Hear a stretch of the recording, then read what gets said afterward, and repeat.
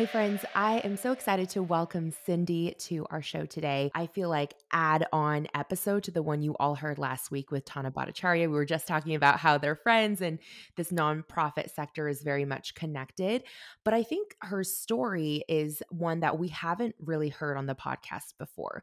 And that is one of what do you do when you've hit all of your milestones of success and you're continuing to grow and you realize, wait a second, I don't know if continual growth from a revenue perspective is actually what I want. So, as entrepreneurs, we're always trying to move that goalpost like, oh, when I hit my first 6-figure year, when I hit 500,000, when I hit 7 figures, when I hit 5, 10 million. I mean, you could go on and on, but Cindy really took a radical approach in downsizing her business. So, Cindy, welcome to our show. Thanks so much for having me. Cindy, you know that we always start out every interview with asking our guest what their Cubicle to CEO story. I don't know if you have a traditional one, but regardless, what was the catalyst that led you to entrepreneurship? So, I was working full time at a job at the University of Toronto. I was a fundraiser and I had a pretty good job. I was director of development, pretty senior, and I was on mat leave with my second child. And I had ambitions within the university. I wanted to move up. I could see my future. But while I was on mat leave, a mentor of mine, we had coffee. And she said, I know this organization, they're looking for someone to run a capital campaign, which is a type of fundraising campaign. Would you be interested? And I was like, no, but tell me about it. Anyways, they gave me this opportunity, but it didn't pay me enough. And I really was leaving behind a lot of benefits if I left. So, with my mentor's coaching, I propositioned them. I said, would you consider letting me do this as a consultant? And I asked for the money I wanted. I asked for the hours I wanted. I got to work from home, all the things. And I asked for a 2-year contract and they said yes. And that was like, blew my mind because I feel like we always kind of feel like we're begging for those jobs. And I was like, oh no, I can create what I want. So that gave me a great runway and stability to leave my job with 2 young kids at home and start consulting, which I turned into this agency. Over a few years, I had a small team, and we'll definitely talk about how I transitioned away from that. Incredible. Well, that's the best realization is when you realize that you have a set of skills that can be monetized outside of a traditional job structure. That was kind of like a similar reckoning, if you will, that I had when I decided to fully pursue entrepreneurship. And it is interesting because, and I don't know if maybe you can relate to this, Cindy, but I feel like once you're on the other side as a business owner, as an employer, you realize there actually is a lot of appeal for you to work with someone on a contract basis because with employees, there's a lot of additional costs associated besides just their pay, right? Exactly. That's how I was able to negotiate more money than they had in budget because they had about 25% for benefits, taxes, all that kind of, equipment, all the overhead. I said, save that. Don't save it. Give it to me. Just give Yeah. it to me directly. But now, one of my, like, part of my business is actually connecting nonprofits with fractional fundraisers because having a contractor for that type of position can be really beneficial. So I actually have built like a pretty profitable part of my business based on that premise. I'm really excited to kind of understand what that structure looks like because obviously it's very different from the work that I do. But yes, to your point, I mean, considering all of the things that are involved with employee retention and making sure that employees are well taken care of, not to even mention like 401ks or, retirement savings, all these vehicles. If you're listening to this and maybe you're more at the beginning of your entrepreneurship journey and you see a really great job listing out there for a role that fits your skill sets perfectly, but you're trying to build a client base instead of getting another full-time job, don't be afraid to do what Cindy did and ask. It never hurts to ask the company, would you be willing to consider hiring this as a contract role instead of a full-time position? So anyways, let's get into the case study because it's a good one. So Cindy's backstory is that in 2021, she intentionally shrunk and downsized her business from 5 full-time staff members to just a virtual assistant and herself. And this move actually reduced your revenue from $650,000 to $300,000. So over a 50% revenue cut. But it increased Cindy's take-home pay from $125,000 to $185,000 a year and growing. Not only that, I think perhaps the most impressive part of all of these changes is that you also simultaneously reduced your working hours from working about 5.5 days a week to only 3.5 days. So more or less cutting 2 full days off of your work week, which I'm just blown away by given that you downsize your team by so much. So I'm going to start with an early hot take from you. You have stated before that gross revenue is the wrong metric to measure business growth by. So I'd like for you to expand on your point of view there. And also, what other vanity metrics were you chasing at that time? And how would you even define, I guess, what you would consider a vanity metric? I so distinctly remember I have a friend who also runs a business, and we would go for morning runs or walks, and we would talk about our plans to get to six-figure businesses. Sorry, not six-figure, seven-figure. We were well past six figures to get to that $1 million mark. We were like, that is the goal. I have $1 million business. And over time, I started to think, well, wait a second. Yes, I might have $1 million in revenue, but I'm working harder, I'm working longer, I have all this other responsibility. And at the end of the day, what do I care about? I care about my money, right? I mean, obviously, there's other things I care about. I care about the success of other people and having an impact. But it's not as important how much money the business makes if I'm not seeing that. So we often call it our profit margin. That to me is a much greater measure of how well my business is serving my personal goals. And so I started to reframe, okay, how much money do I want to take home? What does that mean for me and my family? So that was one vanity metric that I let go of. And I would say vanity metrics generally are things that we like to focus on because they feel like accomplishments, right? They feel like a big deal, but they're someone else's big deal, right? Or they're a big deal from the outside. Yes, I was really proud that I had an office downtown with my 5 team members. Like that was the picture of success, right? I was like, anyone looking at me would be like, you made it. You're so successful. But it wasn't what I needed to measure, especially as you know, I have two, they're not so young anymore. They're like 9 and 12 now. But like I have 2 kids. My husband works a lot. Especially during the beginning of the pandemic, we were working like crazy. And I was like, this is not what I need for me right now. So, what is going to serve me, my family? And I always try and balance that with what is going to serve my community. So, I never make decisions in isolation of like me. I always try to find the win win. And in my experience, there always is a great win-win out there. We just don't think of it right off the top of the bat. Yeah. And, it's really interesting what you're sharing about the difference between, even if you own the business 100% equity, right?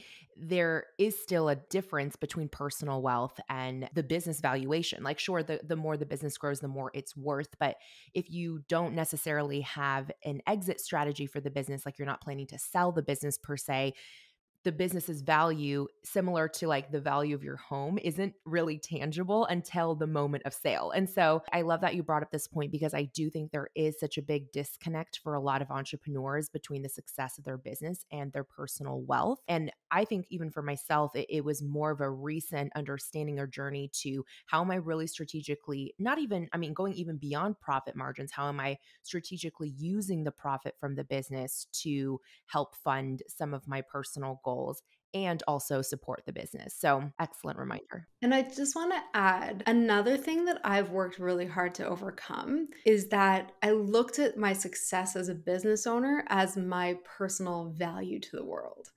Right. And often, like, I would say I'm an ambitious person, high achiever. And so I would keep working towards these things again because I was like, well, then I have value. Like I'm successful. This is a reflection on me. And yeah, like my success as a business owner is of value, but it's not the only thing. And it took me a really long time to understand, and that's the time piece too, like working less so that I could do more things with my family and also just have things for myself that are not work. Like I always felt like I could spend all the time in the world working on my business because I'm good at it, I like it, and you know what? I need to have other hobbies. It's hard. It's hard when it does feel like a game sometimes, or, it brings a lot of personal fulfillment. I'm sure anyone listening to this podcast can really relate to what you just said. But you're right. It is such an important reminder that we separate our intrinsic value as human beings from our economic output or capacity, because those are, to your point, two completely different measures. And I also feel like one more thought to add on here, it kind of reminds me of a conversation. I love having like philosophical debates with my with my friends.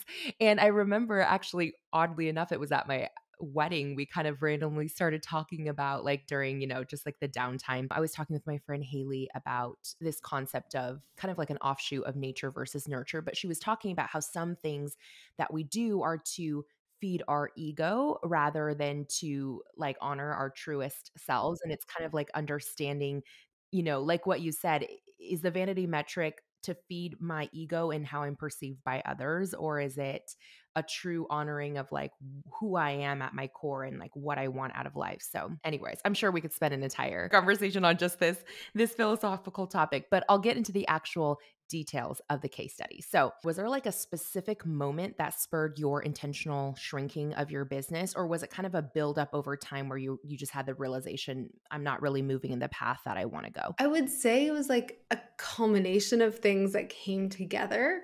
So it was during COVID. I live in Toronto, Canada. Our schools were shut down for the longest period in North America. I remember that. Yeah. It was brutal. And like strategically, I got to a place in the business where we had demand for our work, right? I had people wanting to work for us and we didn't have capacity. In order for me to build capacity, I would need simultaneously to hire about 3 staff people and have about 5 clients confirm based on the business model that we had at the time. And that felt like a really big step, right? Like we think of growth as linear. Obviously, it's a lot messier than that. But this was like these really big steps of like, okay, huge amount of risk for that next level. And I just didn't want that risk. I didn't want to carry it. And so I started playing around with the idea. So my business model before, what I now call fractional fundraising, but we called it at the time done for you fundraising. So small organizations would hire my team, we'd come in and we'd run their fundraising program for 12 plus months. And I would hire junior fundraisers and supervise them to do the work. So junior because it was a lower cost for me and I could train them how I wanted them to work. And that was great profit margins. Eventually, I had a manager who did some supervision, but it worked in a lot of ways, but it just felt heavy. And we didn't have capacity. And so I started saying, okay, well, what if instead of me hiring someone junior, what if I trained someone really senior and experienced who wanted to deliver that service and they would pay me a fee, basically kind of like a referral, right? I would get them fully booked. I would train them how to run the business and they would pay me and I just match them with the clients. So it's kind of like a finder's fee mixed with almost like a franchise model, but not from the perspective of they're paying you, I'm assuming they're not, an ongoing percentage of, revenue or profits, but you are training them on like your operating system, if you will, Exactly. right? Okay, that's Exactly. so At the interesting. beginning, I thought of franchise model actually as kind of an Oh, okay. example. Yeah, I was like, okay, legally we weren't a franchise, but that was the idea. And at the same time, one of my staff people gave notice. And I was like, I don't want to replace her. She's so good. Like, I had a great team. I was like, I don't want to replace her. So I started really leaning into this new model and I started to let go of some control. So when I started this model, I was like, okay, I'm going to really carefully handpick the people who I'm going to call them franchisees, even though they were not that. I'm going to like handpick them, like I'm hiring staff, and I'm not going to take any money from them until I get them their clients. And I was really holding a lot of the responsibility. But as I started to do more of this work and see more and more organizations come to us, I said, okay, this is scalable. And I'm going to release myself from some of the responsibility and obligations. And now I have a training program. It's a defined 9-month program. It's called the Fractional Fundraiser Academy. And I am not responsible for finding them clients. I teach them how to find their own clients, and they go off and they do the work. So now it's modeled kind of after the StoryBrand certified guides. I see. Yes. Okay. I know what you're talking about. Not all of our listeners may. So just for those who don't, StoryBrand is a incredible content marketing company, I think based out of Nashville, founded by Donald Miller. Love the book, love the framework. If you've never read it, you should. But to Cindy's point, they train people, like certify them through their framework. And then these StoryBrand experts can go out and get clients. Kind of also similar now that I'm thinking about another brand people probably familiar with, whether you love or hate them, but Dave Ramsey, right, has a lot of like financial, I don't know what he calls them, but certified people under the Ramsey brand that have learned his, framework for debt free and financial management. So that makes a lot of sense. I would love to get to the part about the staff because I think that's the part that I'm most curious about when it comes to how you pulled this off. You had 5 full-time staff. I understand, like you just said, that one of them came to you with notice. So I guess you would have been down to 4 anyways. But how the heck did you comb through all of the tasks that they were doing and reabsorb those tasks between you and a VA when you let them go? And did you let them go all at once? Was like a slow kind of, rollout? Talk us through how that whole process happened. Two of the staff people were doing work that was more technology and systems based. And I actually worked out with an HR person, like a severance package that included them basically being able to take over those contracts. Oh, okay. Yeah. So I was like, I don't want this in my business. It's not what I want to be known for. As part of their severance, one of them got basically all of the IP that she had developed working with me because I was like, I have no interest. So it was really, really hard firing people. Probably one of the hardest things I've done. Worst part about being an Yeah. entrepreneur. Yeah. Especially people who I cared about, who I loved working with, and who put so much of their own blood, sweat, and tears into my company. And then I was firing them. I felt terrible. But I tried to go above and beyond in setting them up for their own success. And actually, both of them consult now. They've been very successful since then. Then the other two were doing the fractional fundraiser work.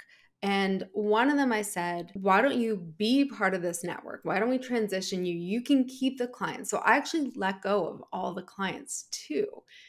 And I said, you take these clients, you're going to pay me this monthly fee to continue to be part of this network, but you can manage it. So the manager who's on my team, she did that. She took over, I think, 2 clients or 1.5 clients, and she started building her own business. On top of that, doing some other work.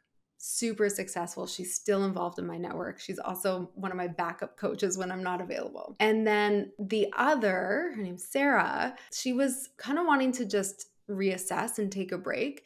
So she saw through the existing contracts that we were working with together and then ended her contract with me or ended her employment. So it was a very gradual piece. And I offered her to be part of the fractional fundraisers in my network. I was like, if you want this, I'll find you. I know, so you're amazing. I'll find you clients. But she really wanted to take time off. So I always tried to balance what's right for me. How can I do something that's good for them too? And that's good for the clients. So I didn't also leave the clients high and dry. They still got to work with the people they were working with, or I matched them with someone new. Yeah, sounds like a true win-win-win, which I know is like your approach to everything in business. I very much admire that. Just to clarify, I didn't know this piece that you had let go of all of your client contracts either by offloading them to, the team members that were leaving or just ending them at their natural end. Did that then reduce your revenue effectively to zero, I guess, or was there other income coming into the business? So at that point, I had already started to play around with this new model. So I had some of that coming in.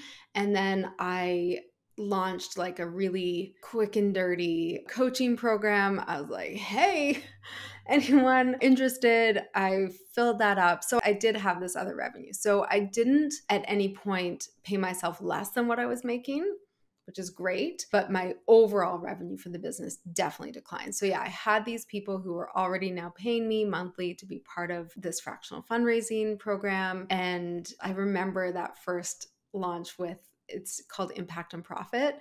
And I was like, listen, there are no business coaches for consultants who work with nonprofits. And I more than qualified to do this, so I'm going to do this. And so I started that, and really quickly, like there was clearly a void in the sector for that kind of work. And so that's also been growing for me. And that is separate from your fractional fundraiser network or the same? It's separate. Now have kind of two banner products, the Fractional Fundraising Network and Impact and Profit. Okay, awesome.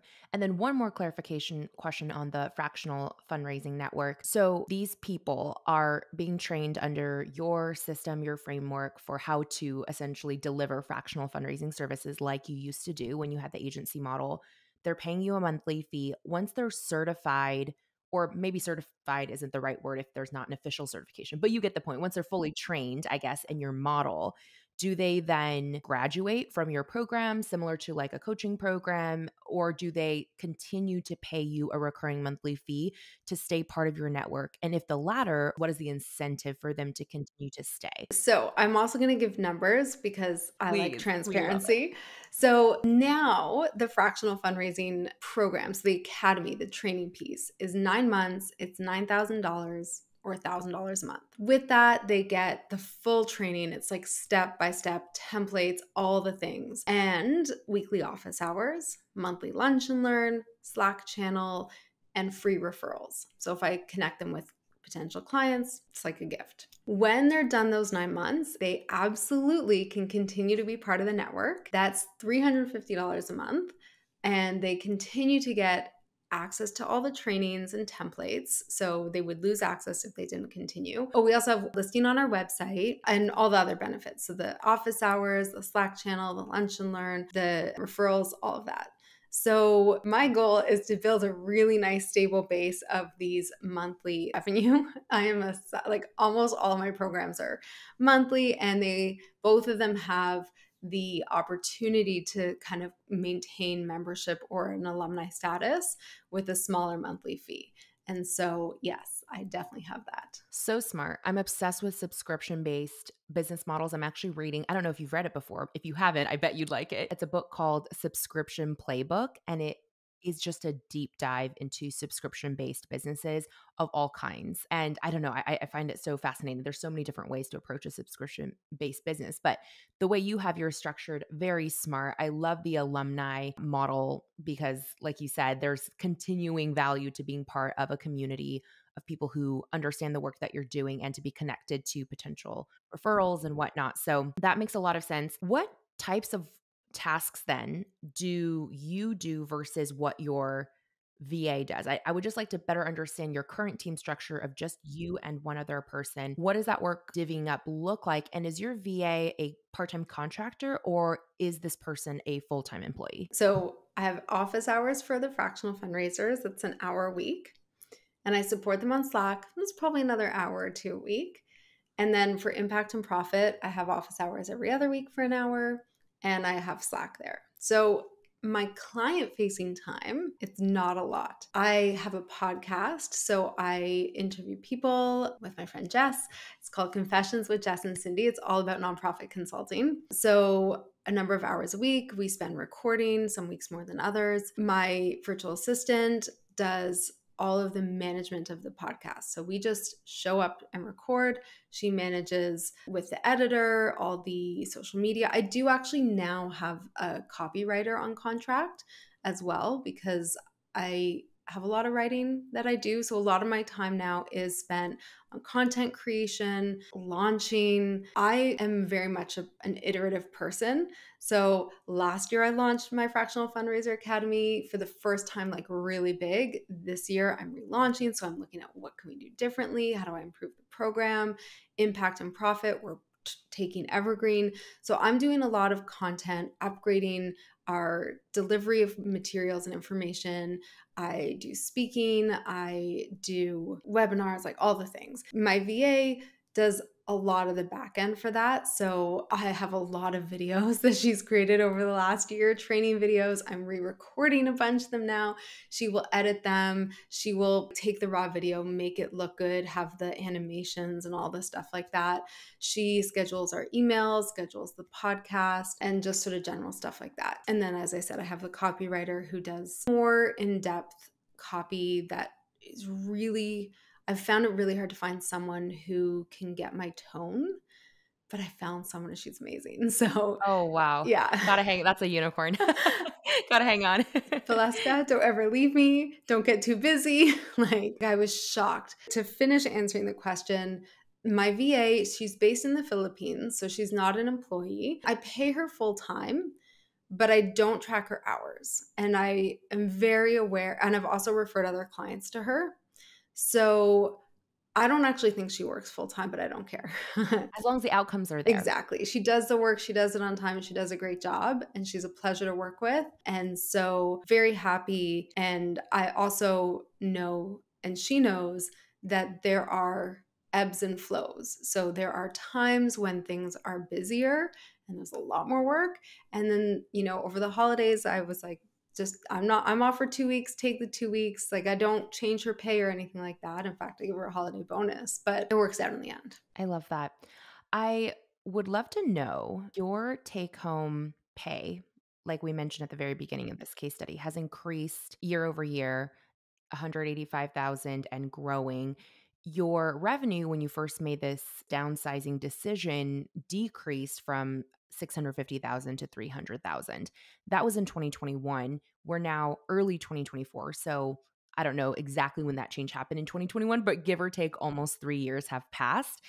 Have you found that as your profit continues to grow, your take home pay continues to increase, is your revenue changing at all, or is it pretty much staying consistent at that $300,000 range? So, this past year, I think it's been consistent for about 2 years. And this year, I've spent quite a bit of money, a lot of investments. And also, I've been learning to let go of a lot of things. Like, at first, was looking at next year and like, I have a list of, I think, 5 different new products I want to release. And then I was like, no, I'm going to do fractional fundraising and I'm going to do impact and profit. So, my goal for next year, my overall revenue goal is, Just real quick, next year, when you're saying next year, you're referring to 2024. my fiscal year is April 1st. Oh, that makes sense. Okay, thank Yeah. you for that layer of Yeah. context. Continue. So I'm still wrapping up this fiscal year. And next year, my fiscal year goal is about 375 to 400,000 revenue. I want to pay myself at least 200, but realistically 250. And then there's a bunch of other big investments in there. So Amazing. To clarify, when you say you want to pay yourself $200,000 to $250,000 take home, do you withdraw 100% of the profits and consider that as your take home pay, or do you keep some of the money in the business and you're looking at the 200 to 250K take home pay as in addition to, or I guess it would technically need to be a little bit more, I guess, if some profit was kept in the business? this year, I'm keeping some profit in the business, mostly for cash flow, because I have this really big launch at the end of April, and because all my revenue is monthly, so it's like a big injection spread out over time. So I do keep some profit in the business. That's not included in the take-home pay that I have. Eventually, I will probably pay myself from that, but that is money that stays in the business. I will be paying myself that like 250, which sounds ludicrous if you most people, that's like a high tax bracket. They're like, really? Do you need to pay yourself that money right now? I'm at a time in my life where, yes, I'm going to spend that money now between the kids and their camps and traveling, because traveling is one of the things that is really important to us. I mean, we have bathroom renovation that we need to do. We will spend a good chunk of that now, which is crazy. And I appreciate that honesty. I don't think it's crazy at all, actually, because I think so many of us have been trained by, I guess, a typical career path that if we view retirement as an age instead of a work optional number that we set for ourselves, and that could be different for every single person depending on your lifestyle and your earnings and saving rate and all that. But I think because society, when you're thinking of traditional employees, retire at a certain age in the US, typically 65 years old, so many people delay all living, like the true living that they want to do until that age. But I think one of the most profound things I've learned over the last 2 years, or really allowed to sink in, is that when you're that age, your body physically can't experience life in the same way that it can maybe when you're in your 20s, 30s, 40s, 50s. And so delaying all gratification to the end of your life, A, it's not guaranteed we all live to that age, sad as that may be. And B, again, you don't know the circumstances of your life in that moment. And I'm not a mother, you are. Your children are also in a different place in their lives, right? So you can't experience the same things with them that you could as they're growing up now.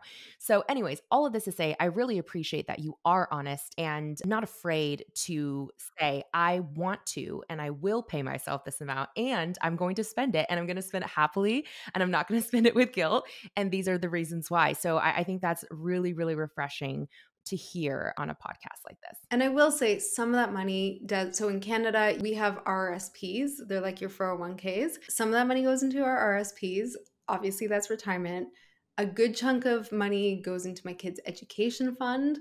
So my goal is for them to do their undergrad degree, if that's what they want, free of debt. One of the things my mom taught me is like enjoy the things but save so that you can enjoy it. So for example, my mom and my husband and I co-contribute to trust accounts for the kids. And when I say trust account, we're not like millionaires, okay? I think we put 75 bucks. She contributes 75 bucks a month. We contribute 75 bucks a month per kid. And that month, I think she put a couple $1,000 seed in there as well. But that money is for like when they want to buy their first house, which is basically impossible in Toronto for younger generations. They're going to have that down payment, or if they want an elaborate wedding or honeymoon, or, those kinds of bigger investments, we can put a little bit now and we know it grows and compounds. And so my goal is for them to not sweat the important things. I'll never buy them a car because I think that's a waste of money. If they want a car, they can work and save up for a car. But education, housing, those are things that we can contribute to and are prohibitively expensive for a lot of people. So that is also part of that take home pay. And there's savings vehicles we have for those things. And like, I want the nice things. Last summer, we did a 3-week trip, 2 weeks in Greece, and we visited family in Iceland and London on the way. But we rented like a private catamaran for a week So with a cool. skipper. Like, I want the nice things too. So we're treating ourselves and I want to enjoy them. One really quick story, a relative of my husband's was a really hard worker, spent all of her years, like really amazing person. And shortly after retired, she got terminally ill and could not enjoy all the retirement plans she had. So I want to live. Yeah.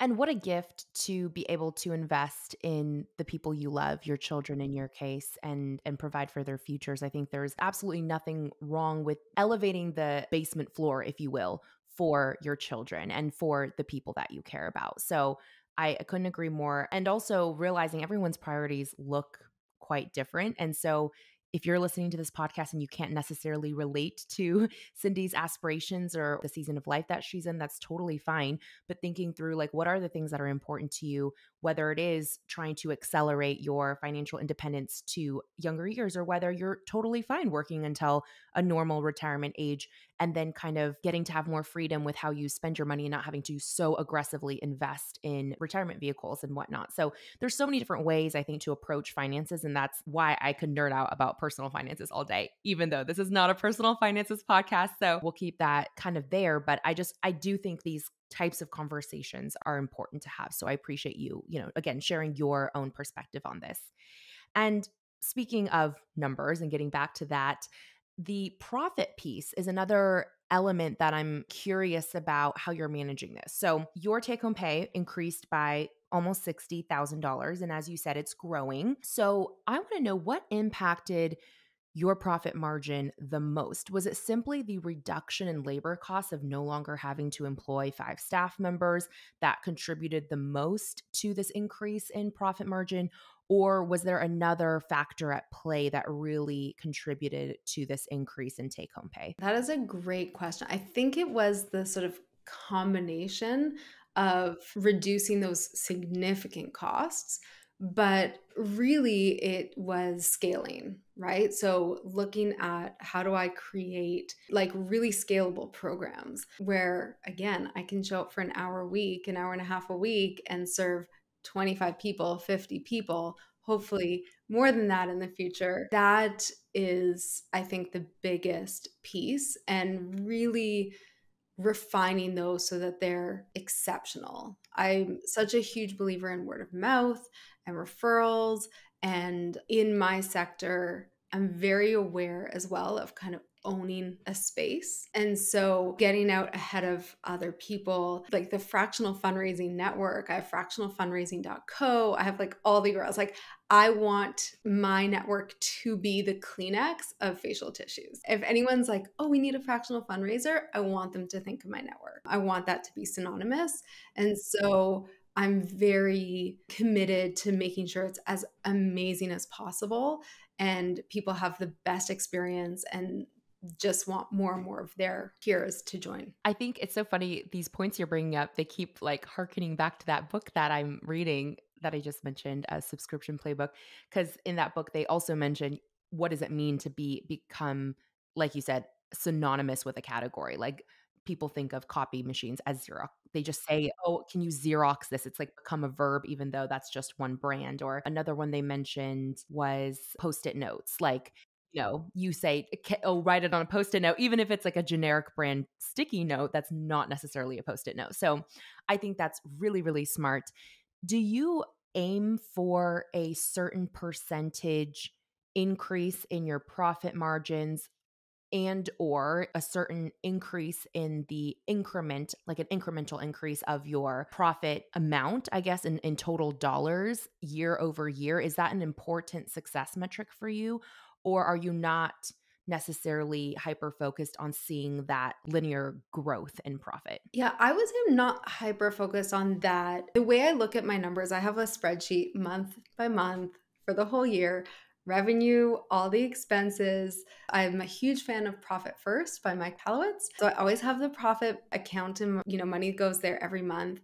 But what I look at is, in terms of pricing, I look at all the factors. So, what are people willing to pay? What's a value? How does that sit within the market? And what do I think the market can bear? My niche is super, super small. So, my goals, I think, this coming year are modest but ambitious. And I'm sure there's a lot of flaws in this. Like, I'm sure if I really wanted to, I could probably double on my pricing or double my goals of number of people. But I also like to be very conservative when it comes to money. So I have all those factors in play. I also look at the investments that I want to make. So this coming year, I want to be more present in some conferences. So I'm really excited. We have a fractional fundraising booth at this really big fundraising conference. It's going to be amazing. Yeah, it's going to be really fun. And honestly, most of the booths at these conferences are so boring and dry Yes. So I'm like, You will stand out with any amount of design or yeah, creativity, it's gonna yeah. be I will tell you because 'cause I'm really excited. So, I was inspired by the movie Marie Antoinette by Sofia Coppola, of that, like, opulence, and the marketing idea behind the network is you can have your cake and eat it too. So, you can be a small organization and hire a really skilled fundraiser. Or you can be an experienced fundraiser and you can get out of your 9 to 5 and have a really profitable, easeful consultancy. And so we are creating this like French looking booth with like a a little love seat and French furniture and like ostrich feathers. And we are serving a ton of cupcakes, like a ton. Cupcakes and macarons, and, like, beautiful ones. It's going to be beautiful and luscious and so, so great, and a lot of the members of my current network are going to staff it, so they can talk about their experience and how amazing it's been for them.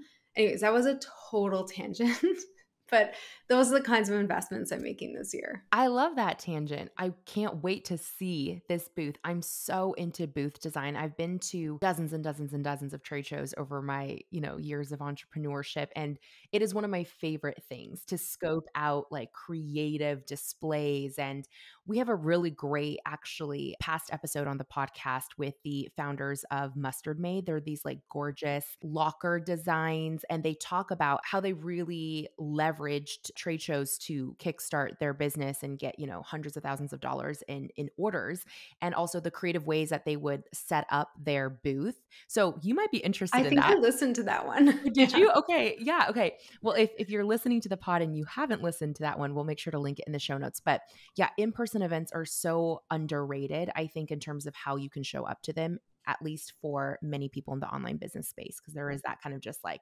oh, we're to spread our our tablecloth and like hand out cards or whatnot. But you can be so much more creative than that. And that is super, super unique. I've never heard of anyone doing something like that, like a Marie Antoinette inspired event. So I can't wait to see the photos when they come out. I do want to insert another hot take here, asking you, do you feel that profit can also become a vanity metric? Let me give a little context to that question. What I mean by that is, to me, I've always been the stance that profit margins in many ways are a direct reflection of priorities and what people value investing in that moment in time in their business, right?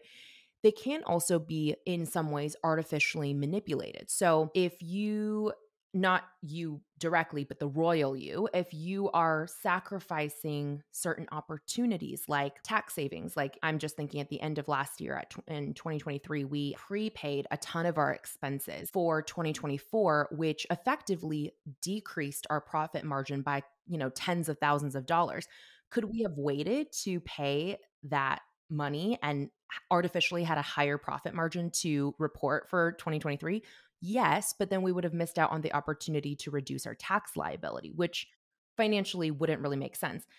In the same vein, taking risks or investing heavily, whether it's in a trade show like what you're doing or in hiring like a full-time team member, are also risks that will effectively reduce profit margin. And so I'm just curious, do you find yourself ever wondering, oh, could I fall into that same trap of looking at profit margin as a vanity metric that I want to just expand, even if it means sacrificing opportunities? Yes, maybe. I mean, I do the same thing in terms of at my year end, I prepay all the things or like spend a little extra on things that I was thinking about to reduce my profit on the books. And I think that this also kind of a weird thing, which is like money and cash flow is not the same as what's on our books.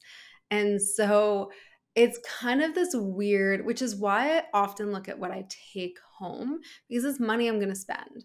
Like that is money for me and my priorities. I mean, at the end of the day, could I probably even just work a little bit more hours and make more money for the business and invest in other things and again increase the overall revenue? Yes. And that's why I'm sort of constantly weighing like what's important to me right now. It might not be profit margin for me in the future.